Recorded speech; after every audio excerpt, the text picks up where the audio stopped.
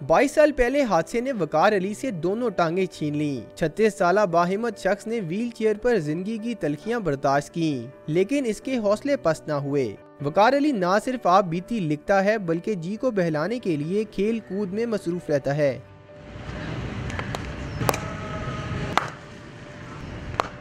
मैं अब चल नहीं सकता, मेरी कमर की हड्डी टूट गई थी, मेरी अम्मी फौत हो गई थी।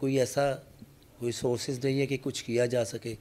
और फिर हिम्मत की, अब मैं अपनी हिम्मत पे हर जगह खुद जाता हूँ, काम करता हूँ, कोशिश करता हूँ, और ख़ास तौर पे कोशिश करता हूँ कहीं एक्टिंग मुझे आती है, कहीं काम बन जाए एक्टिंग का, और क्रिकेट में खेलता हूँ।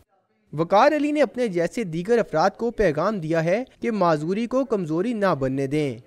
बुलंद हौसला और पुख्ता इरादों ने वकार अली को जिंदगी की मुश्किलात का सामना करना सिखाया। अगर हुकूमती सतह पर हौसला अफजाई की जाए तो इनके रोजगार का बंदोबस्त किया जा सकता है।